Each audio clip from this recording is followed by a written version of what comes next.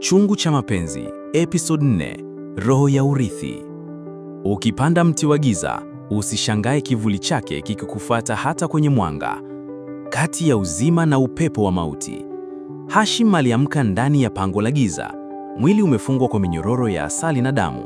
Akili yake ilikuwa inarudi taratibu, huku sauti ya nyimbo za ukoo wa Dula zikimzunguka kama laana. Sauti ya mama wa Dula ilisikika. Ukiukata mti wa ukoo wetu, lazima ubebe mzigo wa kizazi chetu. Lakini ghafla, mwanga ulianza kuangaza pangoni. Sauti ya baba yake Hashim, iliyotokea mara ya mwisho kupitia kioo cha shaba, ilisikika tena. Hashim, usikubali kufa bila kuvunja mizizi. Damu yao ipo juu, lakini haki yako iko chini ya ardhi. Minyororo ikayeyuka. Hashim akainuka, akaomba dua. Ardhi katikisika, pango likapasuka, majini wakapiga kelele. Mwanga ukamtoa nje. Mtoto, mama na maamuzi. Vena alikuwa chumbani, akimtazama mtoto mwenye macho meupe kama mawe ya mwezi. Nyoka watatu walikuwa wanazunguka miguu ya mtoto bila kumdhuru. Alimtazama mtoto wake na kusema kwa hofu mchanganyiko na upendo, "Wewe ni nani hasa?" Mtoto akatabasamu na kujibu kwa sauti ya mtu mzima, "Mimi ni damu yako mama, lakini sina roho ya rehema, nipatie." Zena alihisi moyo wake ukichomwa. Upendo wake ulianza kupambana na hofu. Kisha sauti ya Hashim ikamjia katika ndoto, "Zena, usikubali mtoto anyonye moyo wako badala ya maziwa." Mapambano ya pande mbili. Dula alionekana kwenye chumba cha giza akiwa na mwanamke mwenye uso wa nusu nyoka.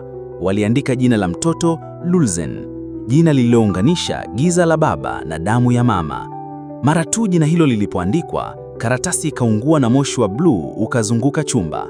Mwanamke akasema, "Roho ya mama haijakubali, lazima avunjwe ili mtoto awe huru." Siri ya Mama Fatma. Mama Fatma alizinduka kutoka kwa usingizi wa siku 3. Alimuita Bi Mwajuma na kumkabidhi kisanduku cha ngozi kilichojaa hirizi na karatasi ya zamani. "Zena sio mtoto wa kawaida. Nilimzuia Dula miaka mingi iliyopita. Nadhani sasa analipiza." Bi Mwajuma akasema, "Kama kizazi kililindwa na agano, basi agano sasa kinadai damu." Mwanga wa kati ya giza. Hashim alirudi Dar, uso wake imejaa majeraha ya roho. Alimkuta Zena akimbembeleza mtoto ambaye sasa alikuwa analia kama binadamu wa kawaida. Hashim akaingia na kusema, "Usimuite kwa jina lao, mpigie dua." Dula akatokea, kivuli chake kikiziba dari la chumba, mkono wake ukiwa na msumari wa shaba. Akasema, "Mpeni mtoto, ama nitawachukua wote." Zena akamshika mtoto, akachukua hirizi ya mamake na kusema, "Dula, wewe huna rehema, lakini mimi nilizaliwa nayo." Mwanga ukatoka tumboni mwake, mtoto akalia kwa sauti ya kawaida. Dula akayeyuka kama kivuli kilichofukuzwa na jua. Wengine huzaliwa wakiwa watoto, lakini huyu alizaliwa wakiwa mfalme wa giza, kabla ya jua kuchomoza. Baada ya mwanga kutoka kwa Zena kumeyeyusha kivuli cha Dula, mtoto alianguka usingizi mzito, lakini alipovuta pumzi ya 4, dari ya nyumba ilianza kupata mipasuko midogo. Hashim alitazama kwa mashaka. "Zena, mtoto huyu kuna kitu bado kiko ndani yake. Sio Dula, lakini pia sio kawaida." Zena alimwambia kwa sauti dhaifu, "Nilimuita kwa jina lao, lakini moyo wake haukunitikia kama mama. Ni kama anatoka mbali zaidi." Ndoto ya mwanao ni ndoto ya ukoo. Usiku uliofuata, Zena alitumbukia kwenye ndoto ya kitisha. Alikuwa jangwani, akiwa amevaa mavazi meupe yaliyoloa damu. Mtoto wake alikuwa amesimama mbali, akiwa amevaa taji ya mivi. Moyo yake kulikuwa na wanawake 12 waliolia kimya, huku macho yao yakimwaga maji meusi. Mtoto akasema, "Babu yangu hajarudi." Hashim alijua jinsi ya kufunga kivuli, lakini si kuua mizizi.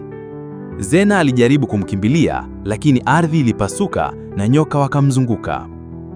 Agano la kale linazinduliwa. Asubuhi yake Mama Fatma alimkutanisha Hashim na Bi Mwajuma, kisha akasema kwa sauti ya kuhema, "Kuna kitu sikuwahi kuambia. Zena si binti wa kawaida. Alizaliwa na alama ya mzunguko wa damu mgongoni. Mwaka aliozaliwa, nyota 3 ziliwaka mchana." Bi Mwajuma akatabasamu kwa huzuni. "Hicho ni kizazi cha mchukuaji roho, lakini mmoja tu kwa karne, Mmoja wao huzaliwa na uwezo wa kuchagua. Kivuli kimerudi, sasa kwa jina jipya. Mtoto wa Zena alianza kuonyesha ishara za kitisha. Saa 9 usiku, alitembea akiwa analala, akachora michoro ya ajabu ukutani kwa kutumia mate na mchanga. Akasema, babu yangu hajarudi. Hashim alijua jinsi ya kufunga kivuli, lakini si kuua mizizi. Hashim akachukua kioo cha shaba tena, kikiangalia kama zamani. Sura mpya iliibuka, sura ya msichana wa miaka 8. Hashim, mimi ni dada yako mlienisahau. Nilizaliwa kabla ya Zena. Nilichukuliwa na Dula kwa agano la kwanza, lakini sasa nataka kusaidia. Hashim akasema kwa mashangao, wewe, lakini tulikuwa wawili tu. Sauti ikamjibu, ndio maana ukoo wenu umevunjika kwa nusu. Sasa tupo kamili, ni wakati wa kuchagua. Mlisho ya kulea, mwanzo wa kupambana. Zena alimwambia Hashim kwa machozi, sitaki huyu mtoto awe silaha ya kivuli, lakini pia siwezi kumuua. Nifanye nini? Hashim akamkabidhi hirizi ya damu, akasema, mfunge kwa jina la kizazi chako, sina la Dula. Ikiwezekana, mpe jina jipya. Zena akamuita mtoto wake Maalim Nuru. Mtoto akalia kwa mara ya kwanza, si kwa sauti ya giza, bali ya mtoto wa kawaida. Lakini umbalini, kivuli cha Dula kilijikusanya juu ya mlima Kazimzumbwi, akitazama bahari ya Indhaindi, akisema, wamemuita kwa jina la mwanga, sasa nitamvua kabisa giza lake. Mwisho wa episodi ya 4. Je, jina la Maalim Nuru litamsafisha mtoto kutoka kwenye kivuli cha ukoo wa Dula? Sauti ya msichana msahaulika. Je, ni ya kweli au ni hila nyingine? Na sasa kivuli kiko wazi, vita halisi inaanza. Wewe unaisaidia jina la mtoto. Kama wao waliyayuka, wengo ndani ya mtoto, nina mwanga mpya akiokoa, au ni kijiza cha Dula? Ni mkutano wa moja Mwauro.